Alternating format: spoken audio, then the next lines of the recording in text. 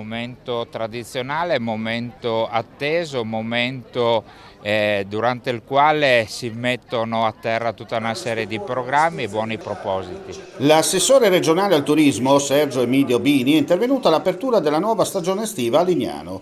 Il rappresentante dell'esecutivo ha evidenziato come, nel primo trimestre del 2025, le presenze turistiche nella località balneare abbiano raggiunto le 125.000 unità, con una crescita dei turisti italiani vicina al 15%. Nel corso del suo intervento ha ringraziato l'amministrazione comunale e tutti gli operatori della località balneare, sottolineando l'importanza di fare sistema e ha augurato buon lavoro al nuovo presidente di Risa Gest e al CDA appena insediato.